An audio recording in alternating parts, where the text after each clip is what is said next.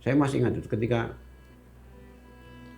Posko mengatakan status Merapi meningkat dan semua relawan, semua tim SAR relawan dan petugas gabungan harus segera mengevakuasi warga dari desa ke tempat yang aman. Belum sempat mereka bergerak, sudah terjadi erupsi besar. Kemudian saya jalan turun, ketika saya sampai di bunker itu saya dimaki-maki orang banyak. Kenapa? Wena arep mati rasane lu motret. Kayak mau no geni gede banget. Kabeh do mlayu ngopo kowe meneng wae ngono. Kowe tak bengok-bengoki kok ora noleh ngono. Saya nggak paham. Jadi ternyata ketika saya lagi asik memotret, itu tuh ada gulungan api besar sekali. Dan teman-teman semua fotografer tuh lari.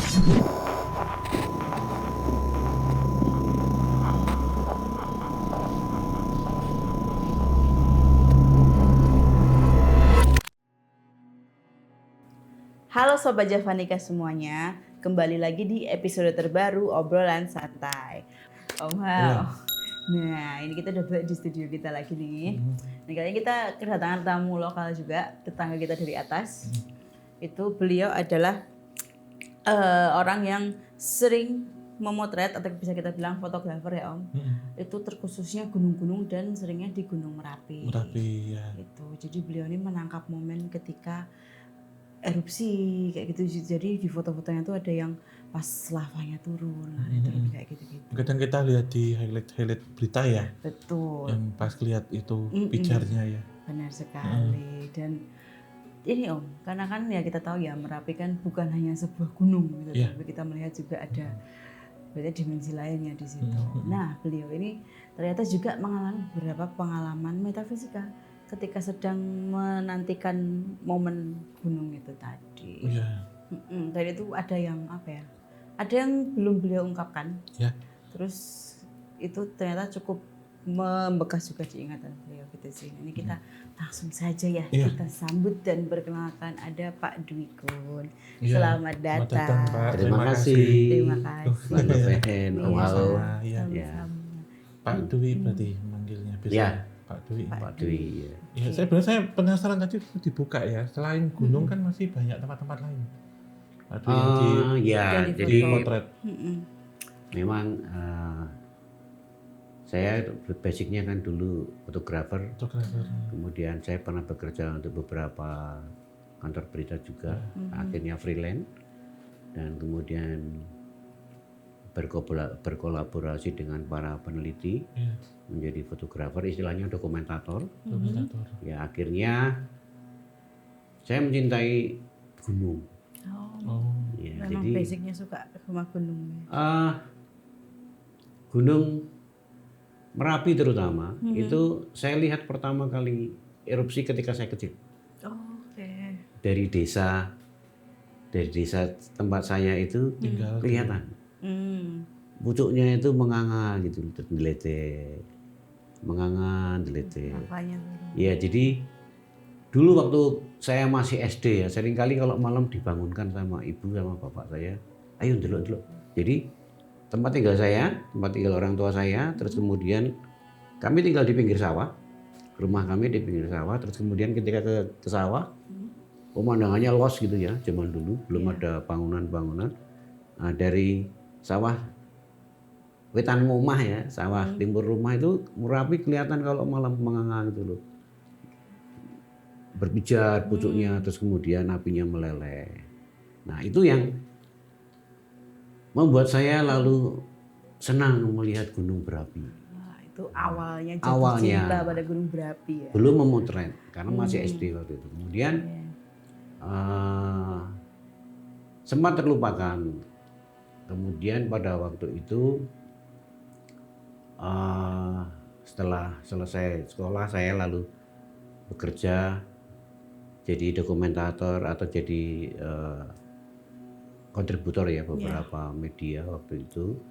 Saya mendokumentasi, kemudian saya memotret erupsi lagi ketika saya sudah besar.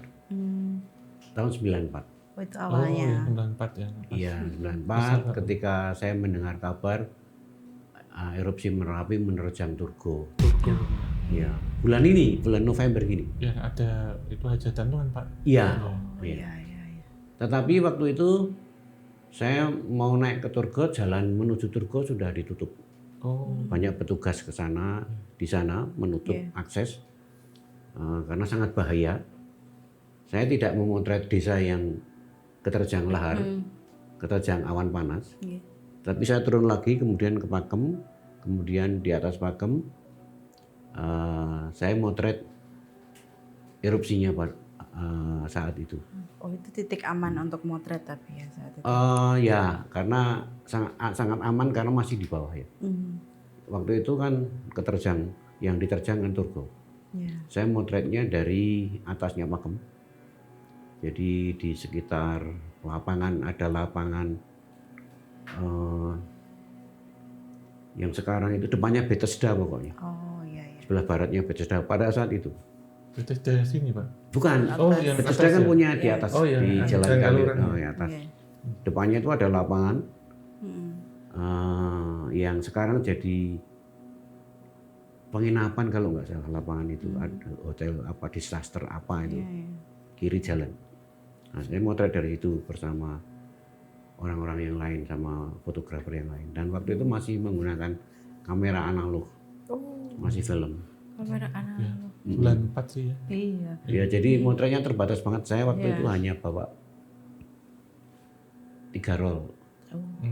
3 kali 36.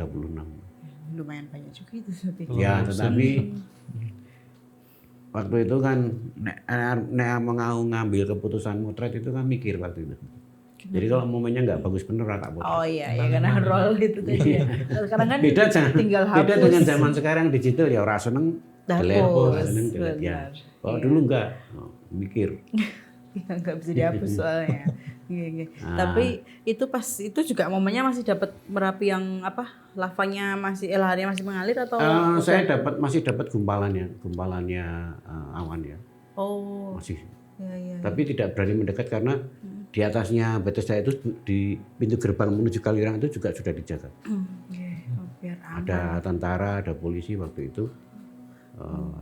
Kita nggak bisa mendekat masuk Kaliurang nggak bisa. Jadi tetap di jarak yang sangat aman.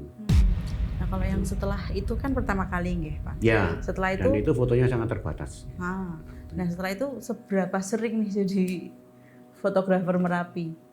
Setelah erupsi kan terus saya sibuk dengan pekerjaan saya sebagai jurnalis ya waktu itu.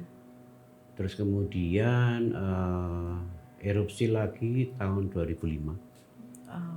Setelah 94 2005 cukup lama. Saya motret lagi bersama teman-teman fotografer ya waktu itu dan sudah pakai kamera digital. Ya, saya motret erupsi tahun 2005 itu yang saya juga nggak sadar saya ngalami pengalaman mistis ya, tapi saya nggak sadar kalau saya waktu itu mengalami pengalaman mistis. Apa yang terjadi Pak? Jadi saat itu erupsi Merapi, kita memotret erupsi Merapi itu dari Tunggul Arum. Tunggul Arum? Ya, Tunggul Arum. Oh Tunggul Arum. Tunggul Arum dari bibir jurangnya Kali Kerasa ya. Yang sekarang terkenal sebagai Gubuk Merapi. Oh, iya. View-nya ke situ ke Merapi bagus banget. Nah, itu dulu belum ada Gubuk Merapi. Dulu ladangnya orang, motret Merapi ngidak-idak tanduran. Oh, berarti masih tanduran Lombok. Ya, warga ya, Pak ya? Ya.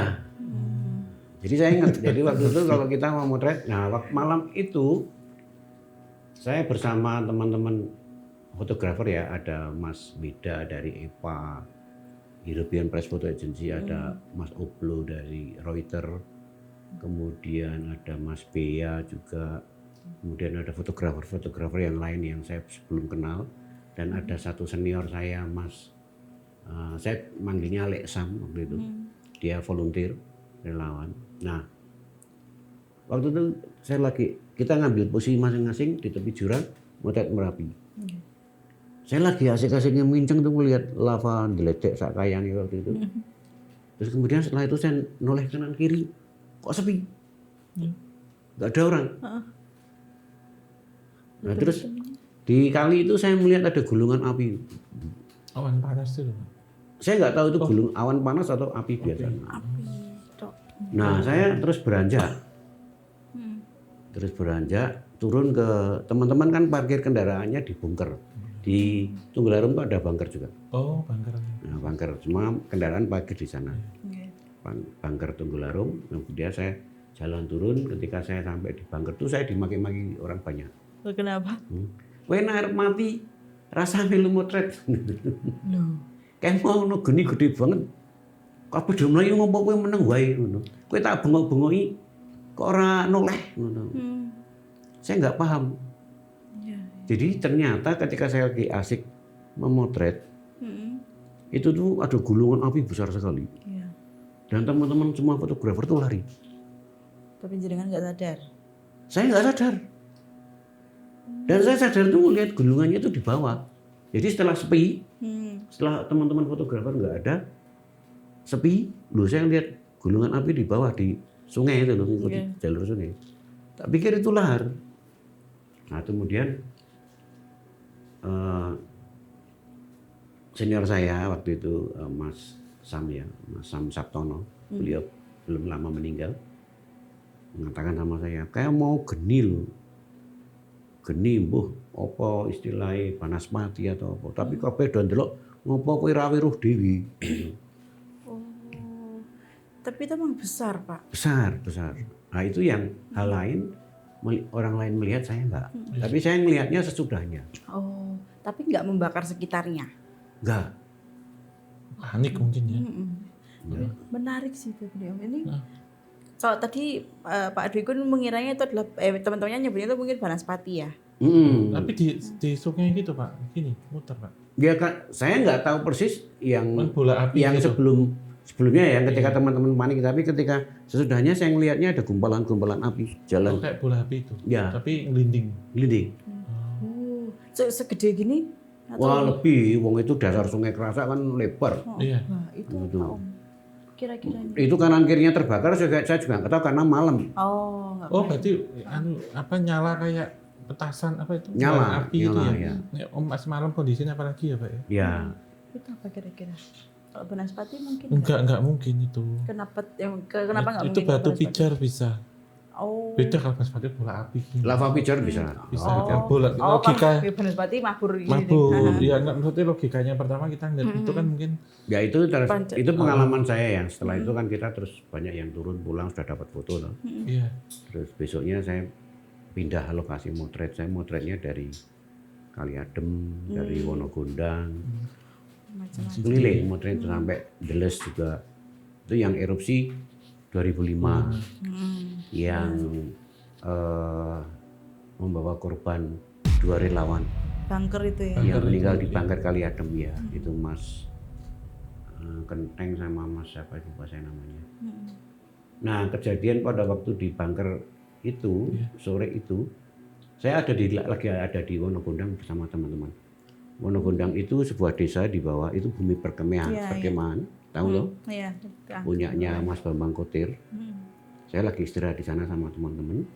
Tiba-tiba terdengar pengumuman erupsi Merapi, erupsi lagi, dan kami lari ke bawah ke pakem menyelamatkan diri. Nggak tahu kalau ada korban yang di bunker. Bangker ya. Tuh. Terus 2006.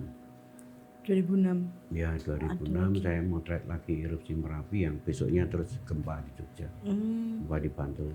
Oh yang gede banget itu sih. Gede. Ya jadi sebelum gempa Jogja 27 Mei 2006, saya motret Merapi itu seminggu. Seminggu full. Pak. Seminggu full. Jadi tiap malam saya motret erupsi dan minggu itu bulan Mei ya. Erupsi Merapi itu besar-besar. Jadi anunya membumbung tinggi gitu. Pijarnya gede-gede. Nah, pada hari Sabtu 27 Mei 2006, ketika terjadi gempa, saya mengira Merapi meletus. Iya. Bersama orang sama waktu itu. Iya. Ya karena jam 4 itu saya baru nyampe rumah. Jadi setelah motret erupsi Merapi, saya jam 4 sampai rumah, saya buka laptop, saya transfer foto dari kamera ke laptop, terus saya tinggal tidur. Terus kira-kira jam 6 kurang sedikit itu, terus ya terus rumah gendeng-gendeng di rumah saya, orang tua saya berjatuhan, nibani laptopnya ambiar. Waduh. Terus semua orang teriak, gempa. Saya keluar rumah ngelihat Merapinya aman-aman aja, nggak ada letusan besar, cuma ada asap bumbung tinggi. Baru setelah itu kan ada orang teriak, gempa. Gempanya daerah selatan. Terus ada orang teriak juga tsunami. Iya. Semua lari ke utara. Iya, selatan ketemu di tengah. Ya itu yang kaitannya dengan erupsi 2006. Ya. Tapi padahal ternyata Merapinya sama sekali nggak kenapa-napa ya Pak, walaupun aktivitas semingguan Ya, juga. itu karena gempa terjadi karena sesar. Ada tumbukan sesar di sekitar Bantul. Kemudian saya motret erupsi lagi itu 2010. Itu yang lama.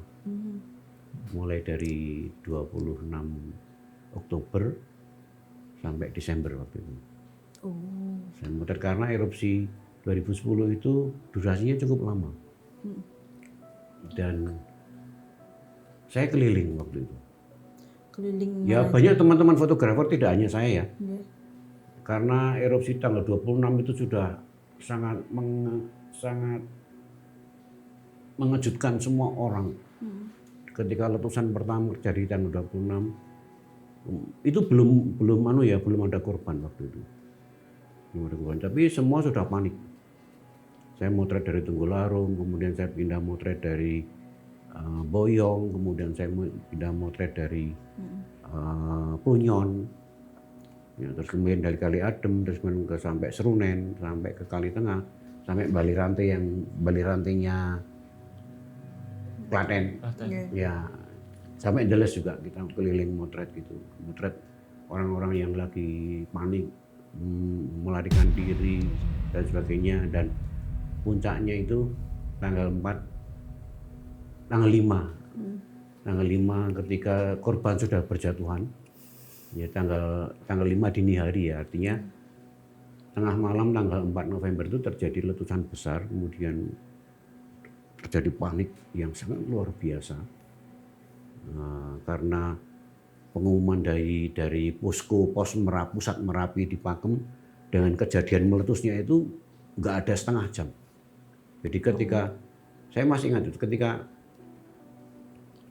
posko mengatakan status Merapi meningkat dan semua relawan, semua tim SAR relawan dan petugas gabungan harus segera mengevakuasi warga dari desa ke tempat yang aman. Belum sempat mereka bergerak, sudah terjadi erupsi besar. Jadi kayak ini lebih ya. cepat dari yang diprediksi ya. Iya. Mepet peringatannya. Nah itu juga yang korbannya sangat banyak, termasuk Mbah Marijan. Mungkin bisa buat pelajaran juga ya Om kayak gitu. Ya, kemudian yang khusus setelah 2010 ya, kemudian saya motret lagi 2018 itu erupsinya cuma sehari, tapi sudah membuat panik. Pagi itu saya masih ingat. Gede tuh. Jadi pagi itu ya kemudian terjadi letusan bumbung tinggi, ya kemudian saya naik sampai ke Kinarejo, ya asap, tapi di sana orang masih belum sadar ya. Tapi terus SAR kemudian bergerak untuk mengamankan, tapi sorenya erupsinya sudah mereda. Cuma sehari itu tahun 2018. Sehari tapi lumayan bikin panik ya, Terus gede banget. 2021 Januari. November 2020 BPWTKG mengumumkan status Merapi naik, ditingkatkan kan. Kemudian Januari tanggal 4 itu muncul titik api di puncak. Lalu tanggal 6 saya memutuskan naik. Naik ke lereng, maksudnya naik untuk memotret. Nah kebetulan waktu itu menjelang pandemi Hmm. COVID, Iya. aku ora ono gawean liyane. Ya wis, men bengi Oh, saya enggak apa-apa itu. setiap malam ke Merapi. Hmm. Jadi mulai tanggal 6 Januari 2021 sampai hari ini, saya tuh hampir tiap malam naik ke Merapi. Jam berapa biasanya, Pak? Saya biasanya naik jam 9. Sampai jam? Sampai biasanya saya turun jam 6, jam 7. Wah, Oh, apa? bermalam. Pagi ya. Ya, tapi dalam rentang waktu 2021 Januari tanggal 6 2021 sampai hari ini memang ada beberapa hari yang istilahnya saya nggak naik. Tapi itu kalau dihitung nggak ada 7 hari. Karena waktu itu saya sakit. Sakitnya itu sebenarnya sakit jelei. Jadi saya kecelakaan, turun dari Merapi naik motor, kecelakaan, saya jengkel, terus gigi saya rumpal semua. Oh. Lepas, Pak. Hilang, iya. Oh, ini berarti pasang. Gigi saya palsu. Oh. Ya. Mengerikan. Jadi saya terjungkal karena waktu itu habis hujan. Terus saya harus berobat ke dokter gigi. Rasanya nggak enak gitu. Nah, itu 2 hari saya nggak naik karena ngerasa lorone kehilangan gigi ya. Terus kemudian saya nggak naik karena ada beberapa hari yang saya tidak naik karena terjadi badai. Oh, di atas, Ya, jadi bahaya. ya. Jadi saya pernah hampir sambar petir. Pas hujan Pak ambil. Jadi saya spot saya motret Merapi di lereng barat di daerah Ngori namanya. Ngori itu kan sebuah padang luas yang dulu sebenarnya itu hutan, tapi rusak ditambang. Terus tidak ada satu tanaman pun di situ. Yang ada cuma gunduan-gunduan bekas tambang. Ya rawan kesambar petir sih kalau itu. Nah, Iya. Oh, tapi Pak, ini maaf tadi kecelakaannya yang disebut ini apakah yang bikin Pak Dwi Kun terus jadi bisa merasakan kehadiran entes? Tadi sempat kita ngobrol di oh iya, enggak. Kalau itu enggak. Atau memang dari Bukan kecil kelihatan ini. ada bakat Pak sebenarnya? Saya enggak punya bakat sebenarnya. Saya ingin menceritakan ketika saya diparingi talenta bisa melihat ini. Jadi tahun 2009 saya itu mengalami kecelakaan. Berbeda dengan yang rompal tadi Pak? Oh beda? Beda. Beda 2009 nih. Ini kejadiannya 2009. Oh ya, tadi 18 ya? 21 ya? Kecelakaannya itu jadi gini, saya tahun 2008 saya itu nyewa Lahan gitu? lahan pelungguh. Lama nunggu? Oh, Pelungguhnya dukuh. iya. Ya, karena saya ditawari, saya nyewa, ya wis lah. Lemakas itu ya? Untuk bertani, beternak waktu itu. Terus saya punya sahabat, teman-teman orang warga sana. Salah satu warga itu kebetulan waktu itu meninggal dunia. Mbah, saya lupa namanya. Nah saya layat. Pulang dari layat, jadi saya waktu itu masih tinggal di kota ya, jadi masih tinggal. Pulang layat di sebelum perempatan Kamdanen, tahu perempatan Kamdanen itu Jalan Palagan ke utara, terus ada perempatan yang ke kiri Jalan Getogati, naik lagi Rejondani. Di situ saya ditabrak orang. Naik motor Pak posisi? Saya naik motor pelan-pelan. Yang nabrak motor mobil? yang nabrak itu juga sepeda motor. Oh, sama motor? Sepeda motor keluar dari gang desa itu. Iya. 8:30 malam. Jadi saya naik motor, saya tabrak, terus yang saya ingat saat itu, saya ngelihat diri saya terkapar di tengah aspal gitu loh. Setelah itu saya nggak ingat apa-apa lagi. Oh, hilang gitu Pak? Terus sadar-sadar, saya sudah di Pantai Rapih. Udah di Pantai Rapih 2 minggu. Oh, sadar siuman itu udah 2 minggu? 2 minggu ya, saya Posisinya. katanya saya koma sekitar 2 minggu. Oh, sampai koma. Apa itu yang membuat kebuka ya Om? Iya, Terus? ada yang switch off itu. Oh, Switch over. switch off. Oh, berarti karena ibaratnya kayak sempat Keluar mas. menyatu Iya, ke iya. sana. Selang dosuk mau kasar tuh. Oh, Iya. iya. Terus karena setelah saya sadar dari koma itu, dokter bilang bahwa pundak saya hancur. Wah. Oh, berarti yang Akibat- sini Pak? Ini sambungan semua. Oh. Sambungan platina. Nanti tak tutui foto nih. Jadi sekerupan. Setelah saya sembuh dari operasi ini, saya pulang ke rumah. Saya hampir tiap malam nggak bisa tidur. Karena? Nggak tahu. Dan mulai saat itu saya sering melihat hal yang aneh-aneh. Contohnya? Ya, Sosok? di rumah mbah saya ya. Iya. Saya kan tinggal di rumah tabun ya, tinggalannya Simbah. Gitu. Sering kali, kebetulan waktu itu saya sama ibu, sama anak, sama istri saya. Gitu. Saya sering kalau duduk sendiri gitu saya melihat almarhumah Simbah saya. Datang. Almarhumah Mbah Buyut. Kemudian almarhum bapak saya. Bapak saya kan saya tahu 2004. Kemudian orang-orang yang sudah meninggal saya bisa melihat. Tapi tidak berinteraksi. Gimana? Ada interaksi mboten? Enggak ada interaksi, saya cuma bisa melihat aja. Dan saya nggak bisa berinteraksi, nggak bisa berjuga karena sepertinya memang dunia ini beda. Gitu. Oh, bisa lihat tapi tidak bisa interaksi. Ya. Iya.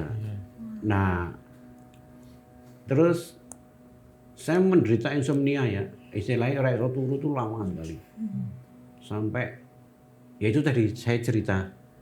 Suatu ketika saya ngobrol sama teman, nantang, teman tuh nantang. Nek kowe panjenengan rawat di ngendi-endi, ayo totoan. Iki ana daftar kuburan paling angker sak di fotonen. Bengi-bengi. Suka proyek ya Pak ini. Tapi proyek nggak ada uangnya. Proyek tantangan. Tantangan. Iya. Oke. Nah, Dan di mayoritas kuburan yang saya datang itu saya mendapatkan pengalaman mistis. Artinya saya bisa melihat. ketangkap kamera atau cuman dari pas? Ada yang ketangkap kamera. Hah? Ya ada yang ketangkap kamera dan saya lihat. Jadi misalnya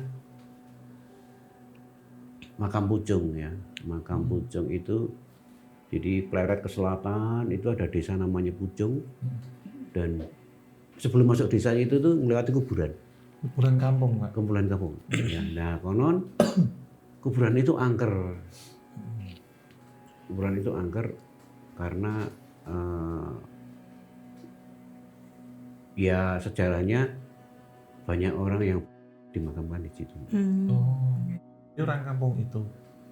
Konon ceritanya begitu. Iya, Bahkan iya. terakhir orang yang tinggal di dekat kubur, rumahnya dekat kuburan itu juga dimakamkan di situ. Nyamber ya Om. Nyamber kayaknya. Terus itu apa Pak yang ditangkap di kuburan Pucung itu? Biasanya melihat saya ketika motret itu Itu sendiri ya Pak?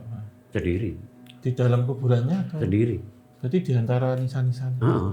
Terus itu izin warga Pak? Langsung masuk? Oh warga nonton dari jauh. Malah nonton. Oh nonton? Berarti Penasaran, beneran ya. legal ya? Iya, jadi saya ke situ ketemu warga dulu. Izin Di untuk Pucung foto. itu motor saya kan saya parkir di Titip pos. ya? Nah kebetulan kan setelah melewati kuburan itu ada pos sebelum masuk desa. Iya. Ngobrol sama warga sana Terus terus. boleh foto? Ajeng napa Pak? Lajeng motor sih. Wah, tenane ndak wani. Tenang. Terus ditonton dari jauh. Enggak apa-apa, saya masuk kuburan. Sampai pagi, sampai menjelang pagi. Malam? Start Malam. jam berapa Pak? Saya sampai desa itu, sampai Pucung sekitar jam 10 malam. waktu itu. Oh sampai pagi. Sampai pagi. Terus Terus makam Nyi Ratu Mas Malang. Kalau tadi yang Pucung Pak itu mau apa? Kalau Yang Pucung bunuh itu diri saya itu. melihat banyak orang pada duduk-duduk di atas. Nisan. Kijing atau nisan Bukan. Pak?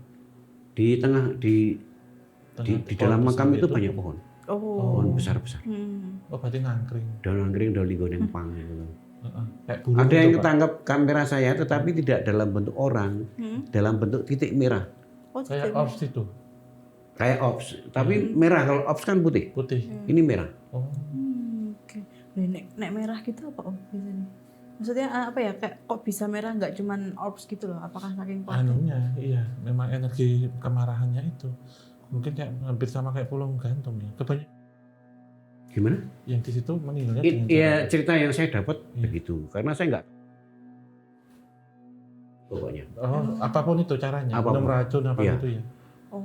Oh, kalau yang nangkring itu wujud orang atau Orang. pocong atau Orang, apa? Orang biasa. orang biasa, pakaian biasa. Oh, pakaian berarti kayak gini. Mm-mm. Pakaian sipil gitu. Mm-mm. Dan sipil. Yes. Itu kan seragam Iya ya. benar. Ya mau seragam jenazah. Ya ada yang pakai baju putih, ada yang pakai baju Putihnya itu bentuk hitam. pocong gitu Enggak, atau? enggak. Oh, tapi yang putih kan? Biasa. Oh berarti ini ya yang tertangkap di kameranya Pak Dwikun pas itu adalah energi kemarahan, salah satu energi Atau itu kemarahan energi provokatornya? provokator entitas sekitar. Iya, itu kayak membernya itu loh Mbak tadi yang ngangkring kayak burung. Tapi sipilnya itu apa Pak? Laki-laki perempuan semua? Ada? Campur, ada yang laki-laki, ada yang perempuan. Yang ada yang perempuan, ada yang tua yang pakai kebaya ya, pakaian Jawa zaman Oh, biyen. pada duduk gitu? Ada yang duduk, ada yang berdiri, ada yang berdiri di antara kijing. Tapi Oh. diem toh nggak bercakap-cakap atau ketawa gitu. Enggak, mereka tidak saling menyapa juga. Nggak disapa halo. Serem banget. Nah, itu tadi kan kok yang di permakaman nih. Dalam kamar umum yang korban bunuh diri. Nah, Kebanyakan. kalau ini kebetulan di Merapinya nih, Pak. Nah, Ya. nah, ini. Saya mengalami beberapa pengalaman di Merapi itu pertama kali ketika itu bulan Januari Tahun 2021. Oh, yang tadi lanjutan Awal tadi. erupsi ya. Jadi awal erupsi Merapi itu hari pertama, kedua, ketiga saya masih motret dari pos desa. Jadi desa Kaliurang ya, Sumbung tapi. Oh. Itu ada pos tinggi. Saya motret dari sana. Iya. Saya nggak nyaman motret dari sana karena keganggu lampu. Kemudian saya maju. Lebih dekat lagi berarti ya. Maju belum sampai ke lereng. Saya masih motret yang kedua itu dari dam. Setelah desa itu ada beberapa dam yang namanya dam Penta, dam Kondang, dam Klopo, kemudian dam Bego Pendem. Nah, kemudian saya motret dari dam Kondang karena view-nya bagus. Di situ gelap gulita. Kalau umpamanya terjadi lelehan lava itu akan kelihatan bagus dan Oh, situ ya Pak. iya, dan saya dapat refleksi dari damnya itu, air dari damnya. Oh, biru, Mantulnya. biru ya. Iya. Bagus sih. Saya 3 hari motret di situ. Hari ketiga itu saya sendiri di situ dan selalu sendiri. Tiba-tiba saya mendengar orang nangis. Cewek, cowok? Lanang. Laki-laki nangis. Laki-laki nangis. Malam-malam. Iya. Tulung loro. Oh, merintih. Loro, merintih. Ada yang laki-laki nangis. Iya, baru ini kok ada Lemah hantu ya. laki-laki nangis. Iya, Loro, tulung, aku tulungi gitu.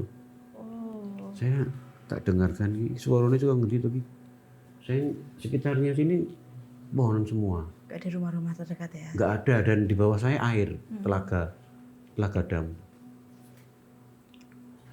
Nah setelah pagi baru saya turun ke desa, saya ketemu, biasanya saya sebelum pulang saya mampir di rumah warga desa gitu ngobrol kan, saya punya banyak teman di sana.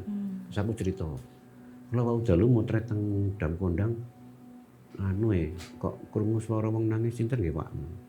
Hah? Jenengan kok wani teng dam Kondang, aku malah gitu kan. Loh, emang kenapa angker kah di situ? Nah baru ketahuan, jadi dam Kondang itu dulu bekas tambang, Taman pasir. ditambang ya. Jadi ada korban orang meninggal di situ kakak beradik. Gitu. Itu yang nambang atau orang biasa? Penambang. Oh, pasir tuh Pak sana ya? Ya kali di dam itu pasir dan batu. Oh, krakal kecil-kecil Iya. itu ya. Terus, nah sejak saat itu, mau Riki wong desa Riki mau nek sonten wis maghrib ra ono sing wani rono kok jenengan wani mau bengi-bengi ya saya digituin. Ya sudah, besoknya saya pindah. Saya naik lagi. Saya naik ke ganggu lampu lagi karena di atas dam Kondang itu ada crusher penghancur batu untuk bisnis apa tambang itu ya. Saya ke ganggu lampu. Saya akhirnya naik sampai Ngori.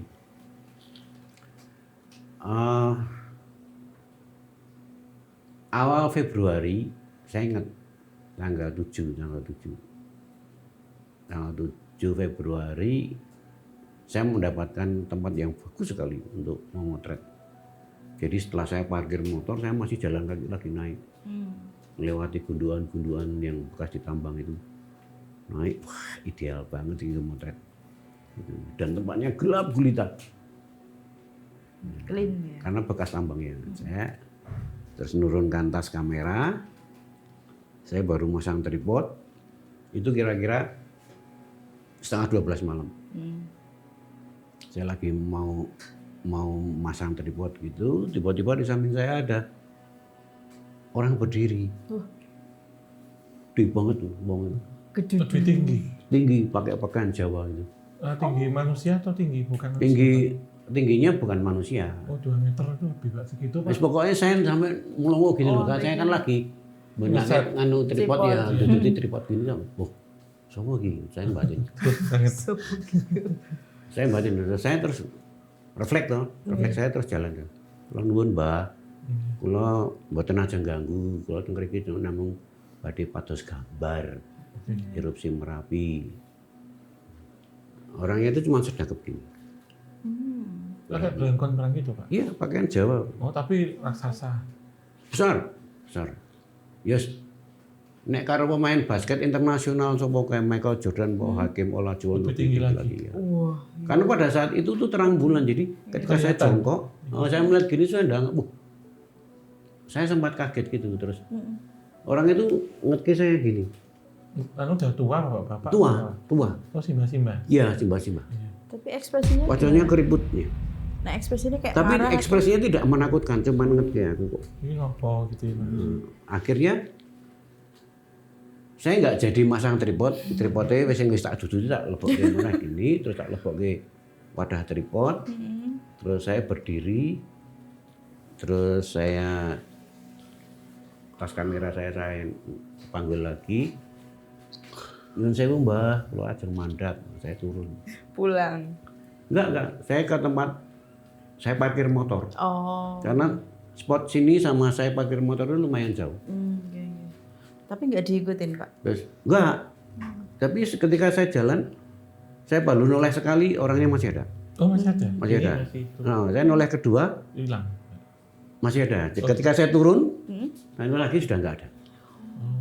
Terus saya turun ke motor. Nah ketika saya mau motret Merapi dari tempat parkir motor saya, perasaan saya masih nggak nyaman. Aku kudu medun. Udah saya turun lagi. Udah saya motret. Nah, sekitar jam 2 malam itu terjadi erupsi besar sekali. Merapi. Oh berarti mungkin kalau diteruskan di situ Kena. bahaya. Nah, karena malam itu kan terang bulan ya. Iya. Awannya itu sampai ke tempat saya. Yang awal Riset tadi. Kan kelihatan gundukannya itu. Iya. Jaraknya walaupun jaraknya ya cukup jauh tapi kelihatan karena posisi saya di bawah dan ini gundukannya kan di atas. Dan padang bulan. Waduh. Saya batin, matur nuwun Mbah njenengan ngiling kula. Itu kayak ibarat kata bukan ngusir ya, ngasih ya ngusir halus lah ya. Ngiling yang ingat. Itu tapi bukan ini Om. Nek di Merapi kan Eyang Megantoro ya? Bukan. Itu bukan ya? Iya, itu bagian dari keraton sih. Oh. Nah, saya juga setelah besok Keraton paginya, Merapi maksudnya. besoknya saya turun, saya juga ngobrol sama warga desa. Saya ceritakan, kalau dalu di Sumerepi tiang sepuh ya Mbah. Sinten nggih? Nah, orang desa kan jawabnya kan mesti versinya macam-macam. Wah niku Eyang Argo pokoknya. Argo itu ya gunung. It's okay. Iya. Tapi buat saya itu sebuah pengalaman yang luar biasa. Artinya saya diingatkan, diselamatkan dengan kehadiran mendadak yang itu. Kalau enggak saya mesti kena awan panas. Iya sih. Yang meta-meta hari ini nggak di sini, Pak. Iya. Iya. Iya benar. Nah, tapi ini Pak, kan saking sudah seringnya nggih dan kayak ibaratnya juga mata batinnya sudah terbuka. Jadi kan bisa lebih peka nih. Dan juga dengan aku bisa bilang daily rutinnya ya untuk ke Merapi gitu kan, itu pasti akan ada ikatan yang lebih gitu loh. Entah jenengan bisa merasakan apa gimana Merapinya, situasi sekarang sedang seperti apa kayak gitu. jenengan ada ini nggak kayak mungkin dalam tanda kutipnya ilmu titen yang jenengan dapatkan sendiri dari sekian tahun ini memotret Merapi yang pada akhirnya bisa membuat jenengan untuk kayak ya niti sendiri nih kayak oh ini kalau aku masa-masa ini aku motretnya cukup sampai di area sini aja atau semacamnya gitu. Saya belajar banyak dari Merapi. Tidak hanya karakter gunungnya itu sendiri, tetapi juga termasuk arah angin ya. Karena arah angin itu setelah saya sadari ini ada hubungannya dengan arah larinya awan panas kalau terjadi erupsi besar. Ya, jadi saya memotretnya dari sisi barat. Ya, angin itu kalau terjadi erupsi besar yang disertai gumpalan, APG istilahnya, awan panas guguran, selalu bertiupnya ke selatan, ke arah Turgo atau ke Kaliurang. Atau kadang melingkar menuju ke arah Tenggara, ke arah Wangun. Kelihatan secara visual. Oke. Sementara dari titik saya di barat jarang awan panas itu lari ke arah saya. Nah itu saya niteni. Itu yang saya selalu mengingatkan kepada teman-teman, awas lo sing nang Turgo. Saya kalau nulis status di Instagram saya silakan nulis mohon hati-hati teman-teman yang ada di selatan di Turgo maupun di Kaliurang. Itu karena saya nulis berdasarkan pengalaman. Pengalaman mengamati arah angin. Terus kemudian Ngori tempat saya motret itu sudah saya jelajahi seluruh pelosoknya. Titik-titik sampai lereng atas, sampai sangat dekat dengan lava gitu. Saya sudah jelajahi. Nah, Ngori itu bekas desa.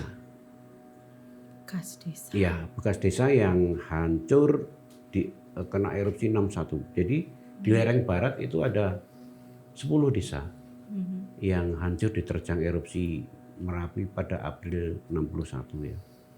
Jadi ada Ngori, ada Dadap, Gesik, Kumpul Rejo, Patuk, terus ada lupa yang lainnya. Tapi ada 10. Nah,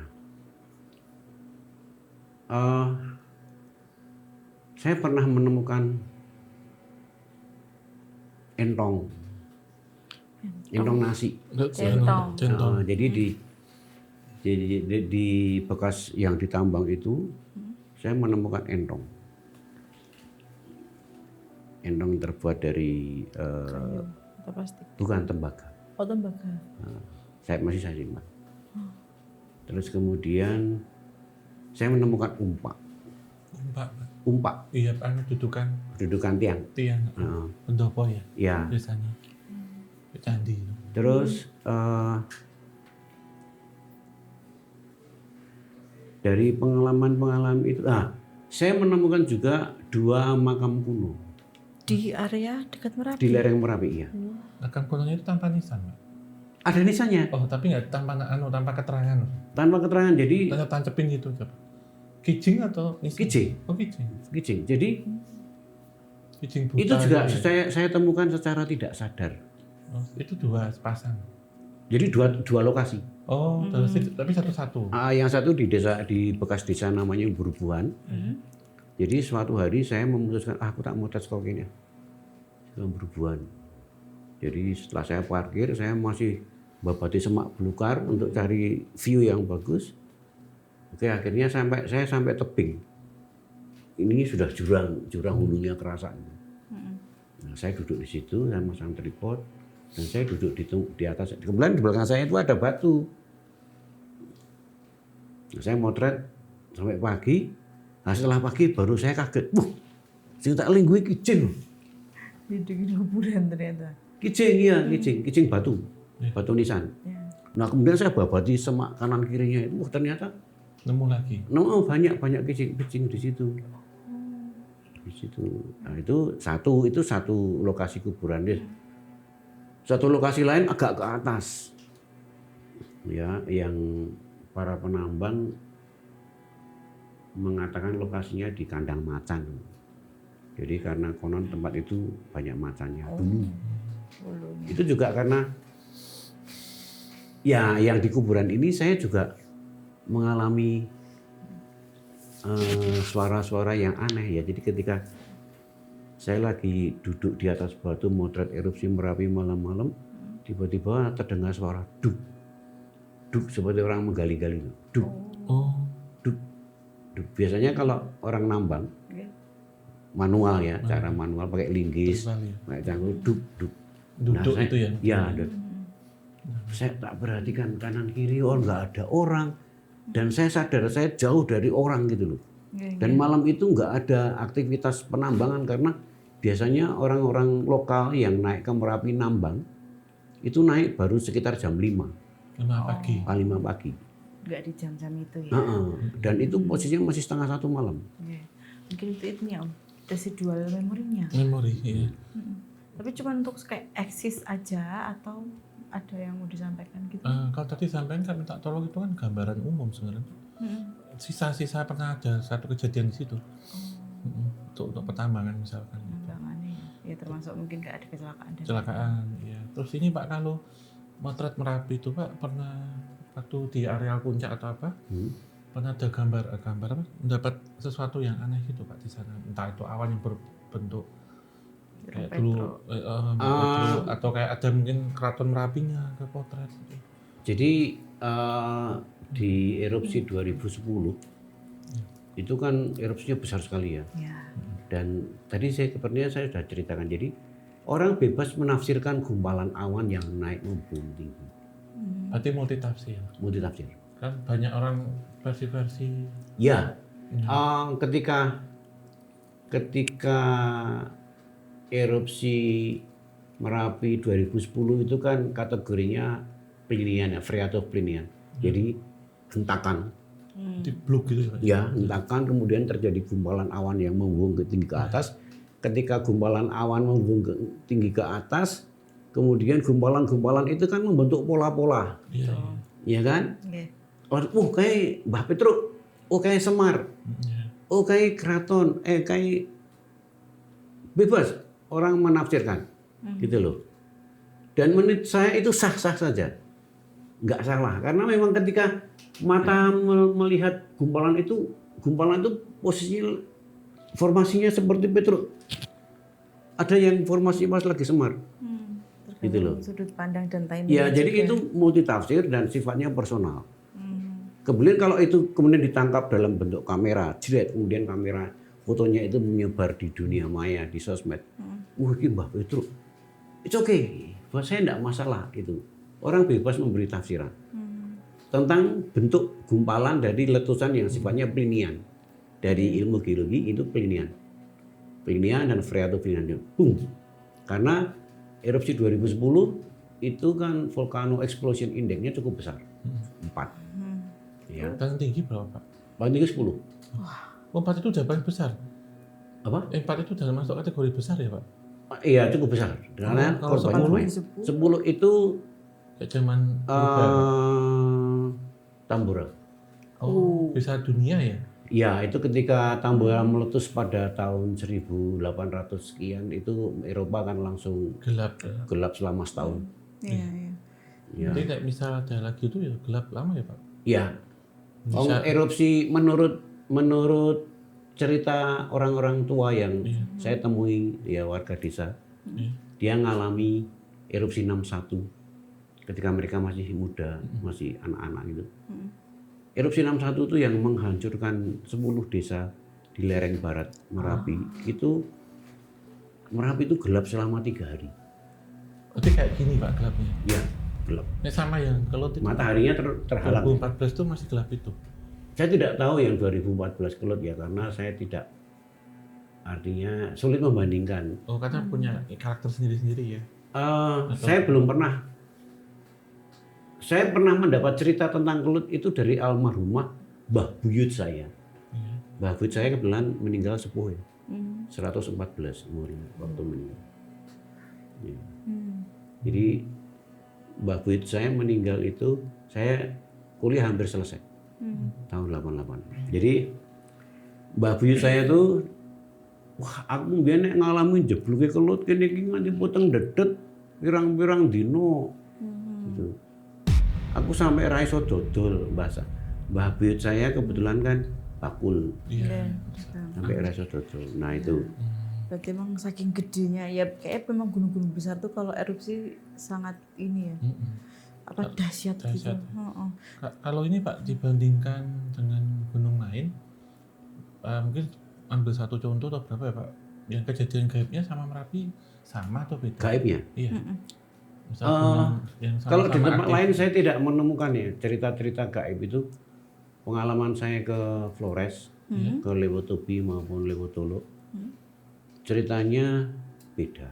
Tapi vulkanik juga Pak. Iya, dan Lewotobi Lewotolo kan belum lama Meletus ya. meletus dan saya bulan April yang lalu saya ke sana, kedua gunung itu ya. Kalau Krakatau Pak sama. Krakatoa, saya cuma sekali ke Krakatau. Berarti benar-benar ke itu gunung. Ke anak Krakatau. Oh, anaknya. Ya sekarang kan yang aktif ke anak Krakatau. Oke. Nah, kalau yang Pak Dukun pernah lihat, katanya pernah lihat ini Pak, prajurit tanpa kepala. Itu ketangkap kamera atau cuman lihat aja? Nah itu another pengalaman mistis ya. Jadi itu sekitar tahun 2014 atau 15 ya waktu itu saya lagi membantu Mbah Rono. Mbah Rono itu pakar gunung. Ya. Oh. Beliau bikin buku di Jogja, Gunung Berapi. Nah, saya dimintain tolong, itu penulisnya Rere, saya masih ingat Mbak Rere, penulisnya itu Mbak Rere dari Wartawan Antara. Saya sebagai fotografer yang dimintai tolong untuk cari golekno foto sing gunung lagi erupsi, sing akhir-akhir ini. Nah waktu itu ada berita Gunung Raung erupsi. Oh, Raung Banyuwangi. Ya, lalu saya berangkat ke Banyuwangi, ke Kalibaru. Itu perjalanan yang tidak mudah buat saya karena pada waktu itu bulan Ramadan, Iya. menjelang hari raya, Iya. transportasi sudah sulit. Saya estafet dari Jogja, naik bis. Itu bis yang marake terus religius itu loh, naik Sumber Kencono. Saking banternya pokoknya sembahyang. Jadi dari Jogja sampai Surabaya saya naik Sumber Kencono. Dari Surabaya ke Banyuwangi saya naik Patas juga. Dan naik kereta Pak habis tiketnya. Itu sudah bulan Ramadan menjelang Lebaran. akhir Nggak ada. Belum ada Orang saya kabar ya, pulangnya Pak? aja susah tuh. Terus pulangnya gimana Pak? Nah, pulangnya juga estafet. Oh, bis lagi. Iya. Jadi saya sampai Kalibaru, terus saya naik ke pos, ke desa, saya nemui temannya Mbah Rono, Pak Haji, saya manggilnya Pak Haji waktu itu. Terus sampai sana itu kan sudah menjelang sore, menjelang takbiran. Iya. Terus aku terus Pak Haji kalau di jalur itu loh Mbah Rono kan motret di gunung ini tinggi cover buku. Iya. Ya wis enten ono nang kowe leren-lerenge dhisik. Iki lagi persiapan takbiran. Ya udah, karena memang saya capek sekali, saya tidur di rumahnya Pak Haji. Pak Haji tahu saya bukan orang Islam kan, jadi saya tidur. Jadi sekitar jam 12:30 saya dibangunkan. Terus didampingi sama beberapa warga naik di spot. Bukan naik gunungnya, tapi kita cari spot. Titik-titiknya ya Pak. Jadi spotnya bagus. Nah, nunggu lava keluar, nunggu lava nyembur ya. Kalau di Raung lavanya nggak meleleh, cuma lava nyembur. Oh, upluk-upluk gitu Pak. Kayak manasin itu bubur apa? Oh iya. Ya, pokoknya hentakan ya. Ceplok gitu yang umup gitu Ya, ya. nunggu hentakan gitu, saya motret. Kayak laan itu Pak. Hot cilet Nah, gitu. itu saya motretnya di sebuah tanah lapang di pinggiran ya sana sudah katanya warga sudah hutan gitu. Nah, jadi kami waktu itu berlima. Jadi Pak Haji, warga desa 3 yang bantu menemani sama saya. Ya, setelah saya motret sekitar jam 3 itu sudah selesai. Terus saya lagi kemas-kemas, beresi kamera, tak turunkan, masukkan tripod, kemudian saya baru mau nekuk tripod, tiba-tiba Pak Haji pegang tangan saya. Sik meneng. Delon kene ngarep. Gitu. Terus dari semak-semak gerumbul-gerumbul gitu muncul orang baris Pakai baju apa Pak itu? Pakai pakaian Jawa, Pak. Nggak ada apa namanya pakaian sing rano lengan iki lho. Jadi Oh iya. Oh, kayak film kolosal, Pak. Film enggak, itu kerajaan. orang yang beri nggak banyak, cuman sekitar 6 orang kok. Itu Baris. irit-iritan kayak kereta gitu apa dua-dua, Pak?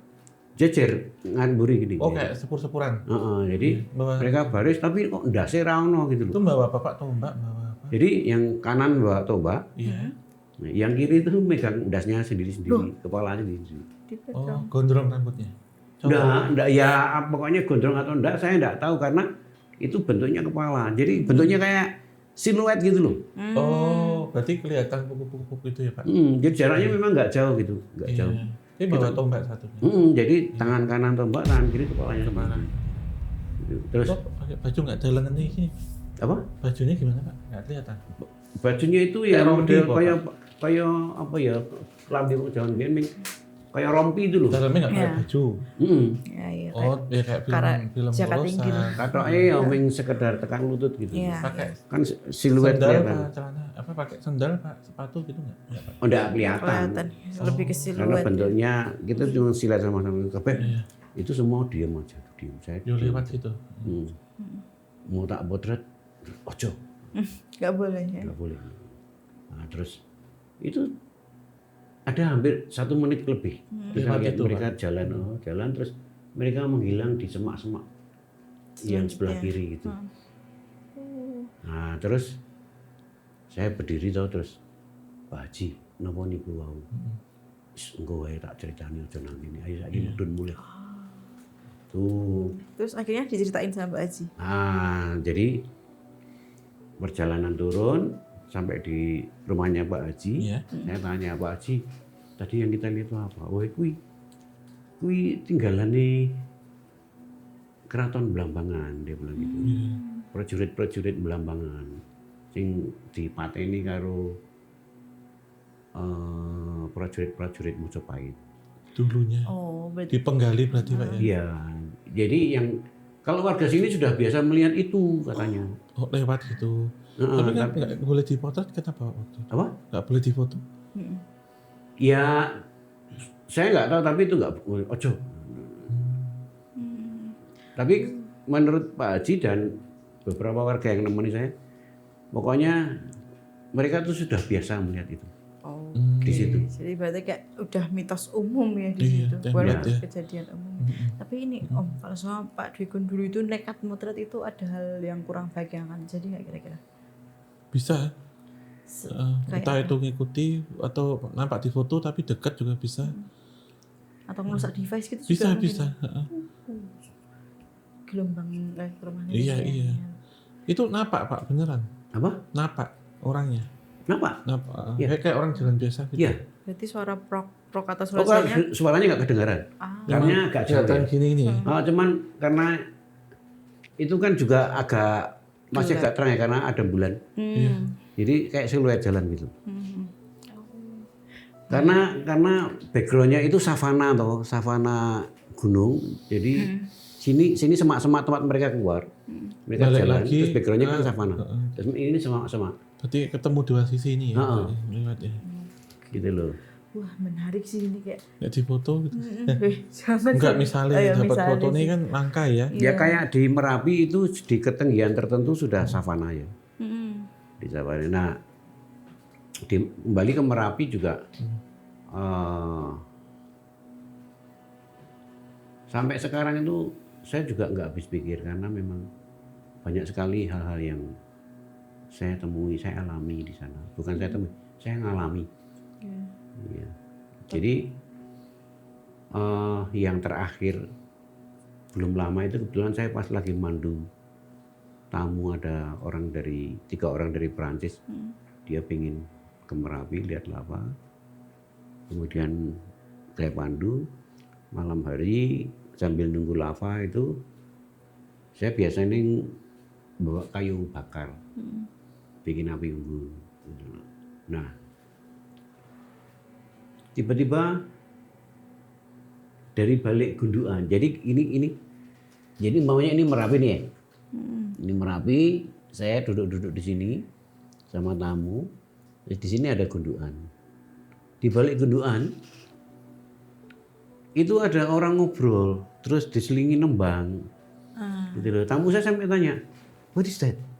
Is there any other people without except us? Dia mendingan kan. Apakah ada orang lain selain kita?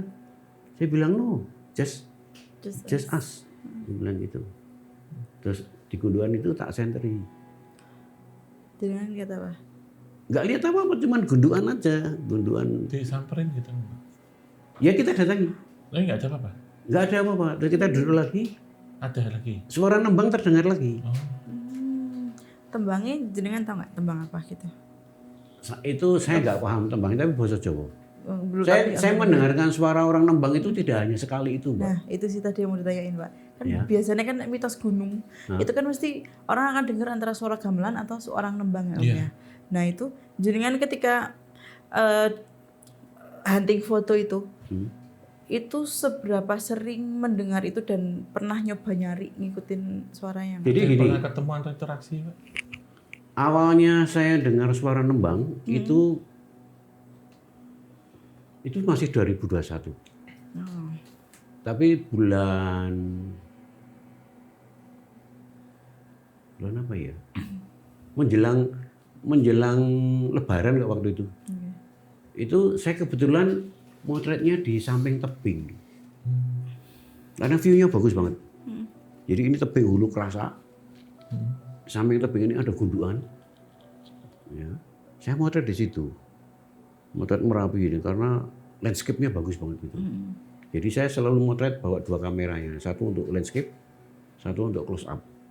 Nah, yang pertama kali saya dengar di situ tuh orang nembang. Cewek atau cowok? Suara perempuan.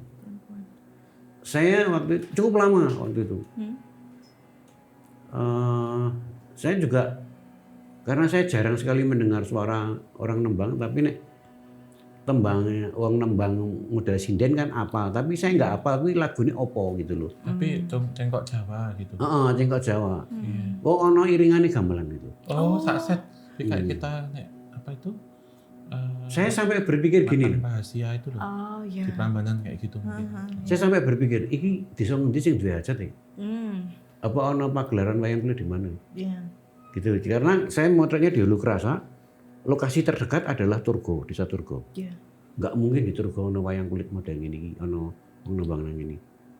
Gitu loh. Atau desa bawahnya Ngandong atau Tritis.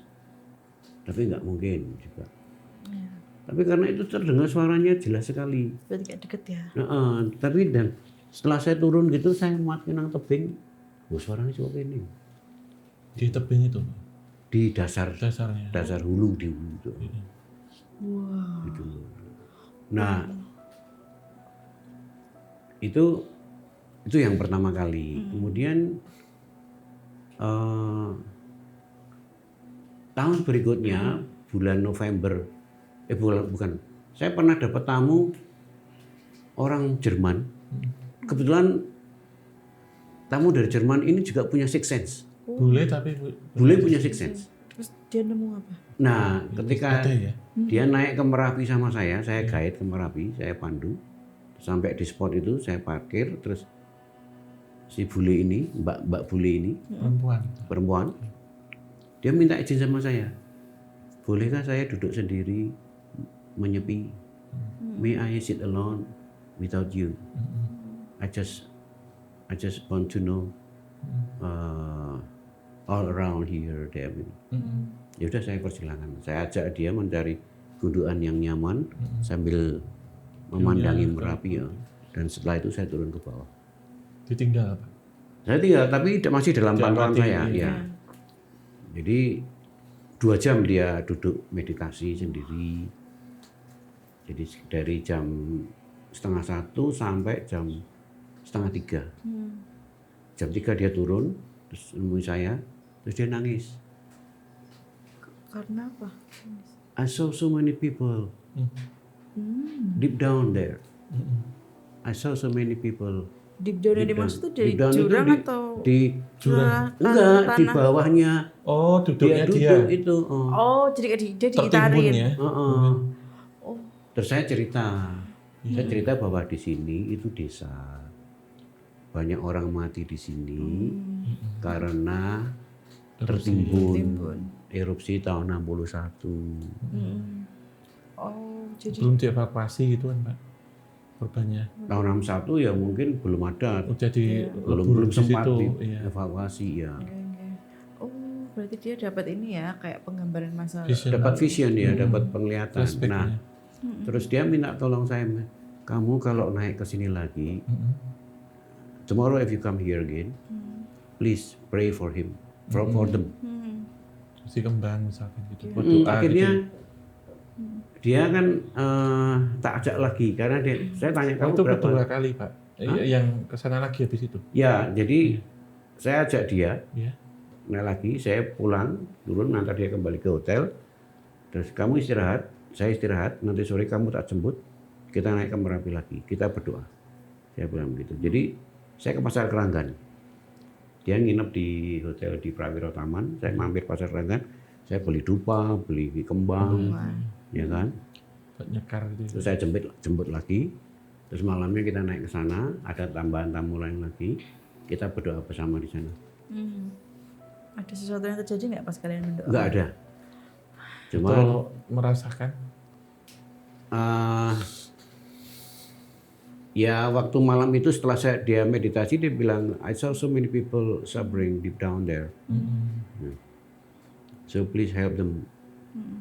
Gitu. Jadi tamu Jerman itu cewek dan dia pramugari. Dan dia satu-satunya tamu yang kayak Pandega Merapi yang punya vision. Gitu. Dan bisa nyamber juga ya walaupun dia bule ya. Ya bisa lah Mbak. Waktu nek kita keluar negeri kan ya bisa nyamber. Iya sih, apalagi Kebalikan. Gitu. dianya juga tadinya meditasi juga atau Iya, lebih. ada kepercayaan itu membumi ya. Menyerap energi dari bawah itu kan. Iya. Iya. Padahal kan dia kan nggak tahu apa-apa sebenarnya. Iya, Tapi orang tiba-tiba asing dia lagi ya, cerita, Pak, iya. Orang lokal aja belum tentu tahu. Iya. Tahun 61 kan. Iya. Gitu. Jadi terus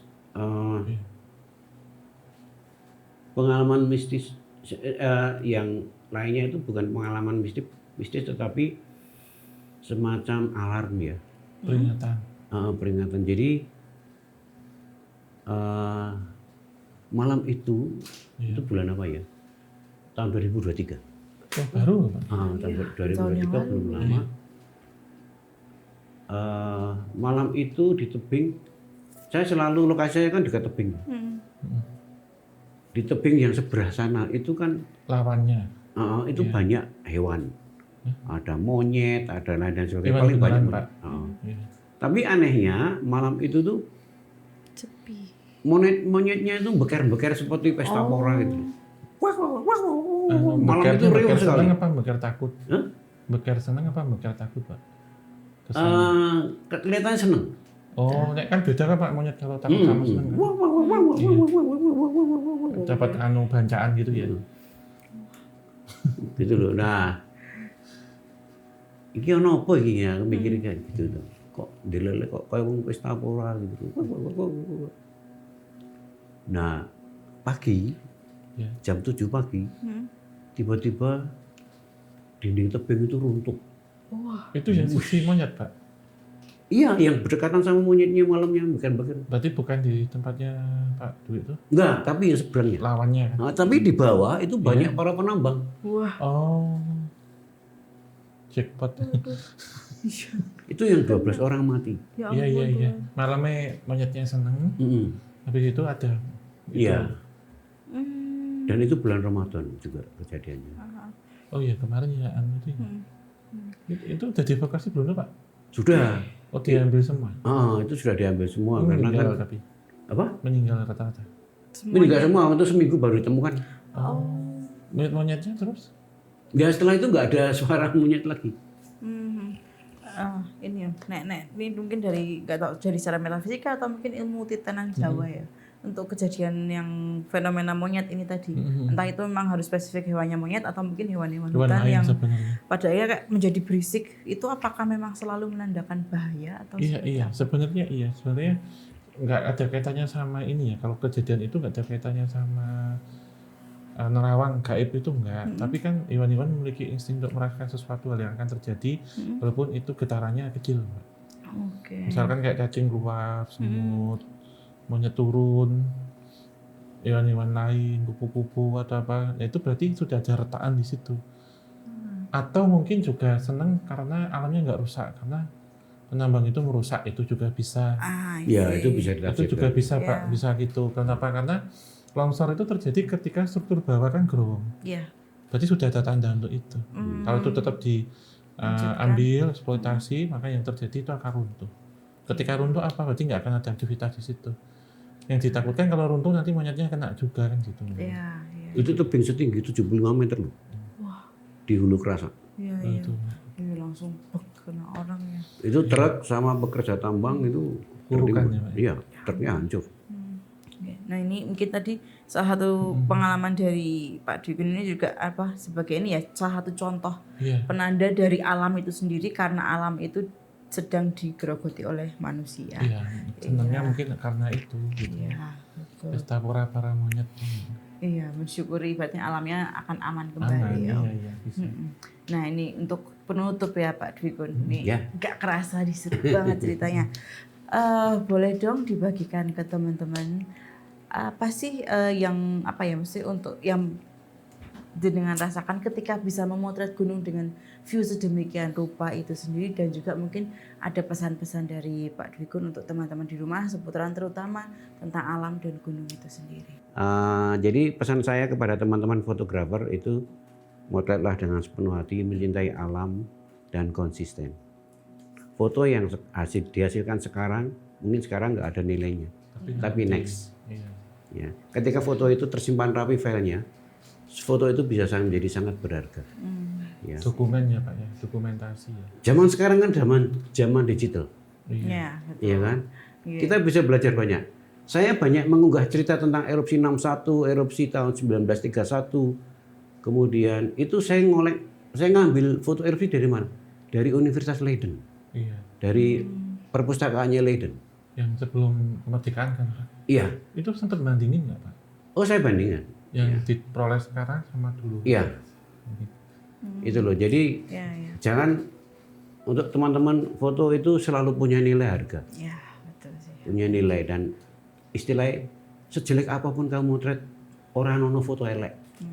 Menurut saya loh ya, Iya. tidak ada foto yang jelek. Apalagi foto tentang alam karena alam itu selalu berubah. Itu untuk pembanding untuk kedepannya seperti apa.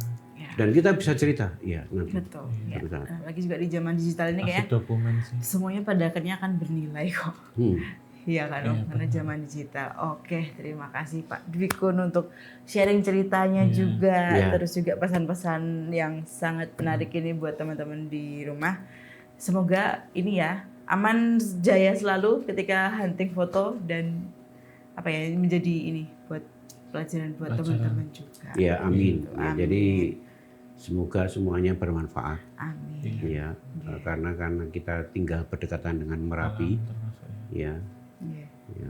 Merapi tidak pernah ingkar janji katanya. Betul, itu yang selalu kita pegang. Iya.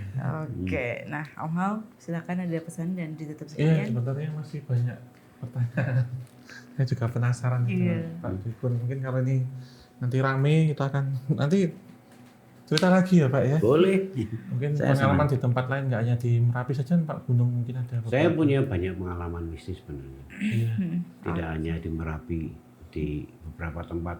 Seperti bulan April tahun lalu, Iya. saya ke Gunung Ruang Di mana Pak? di Sulawesi Utara. Terus kemudian tadi cerita yang itu yang penembak misterius juga. Oh, lokasi, ya Ya. itu kan karena dari hobi motret malam hari ya. Jadi banyak sekali cerita, yaitu Oke, kuburan itu bisa menguak misteri, ya. gitu loh. Di sebelah sedikit Pak, mungkin belum kita akhiri.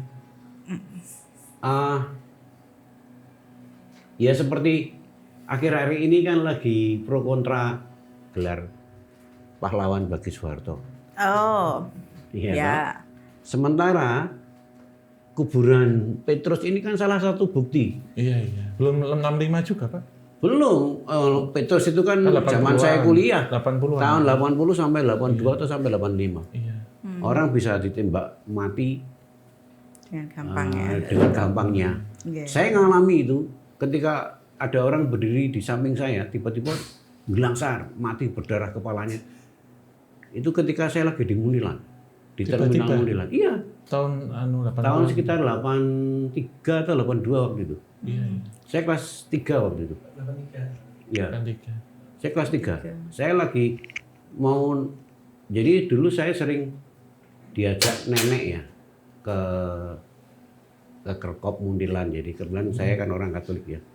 Nenek saya kan sering ziarah ke Romo Sanjoyo Iya. di Mundilan. Nah pulangnya kita naik bis dari terminal Mundilan. Nah kita lagi nunggu bis, tiba-tiba terdengar suara duar. Orang yang berdiri di samping saya Langsung meninggal. mati. Ya. Betul. Nenek saya sampai histeris. Iya. Oh, ini nyata ya? Nyata. Itu salah satu saya ngalamin. Iya. Oh. Emang berarti ini sih semencekam dan seliar itu ya Iya, tragedi Petrus itu. Ini menarik untuk dibahas nih teman-teman, makanya ramaikan kok ramai, nanti kita undang beliau lagi ya untuk share terutama di part-part yang Kalau si spilling tentang tadi. kuburan-kuburan yang dianggap angker itu, itu banyak ceritanya.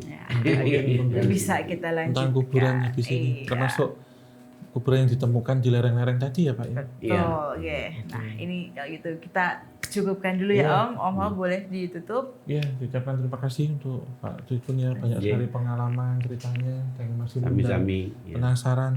Pokoknya akhir-akhir ini kalau dengan narasumber luar biasa semua ceritanya. Sekali. Dan nextnya ini juga luar biasa, sedang panas-panasnya ini.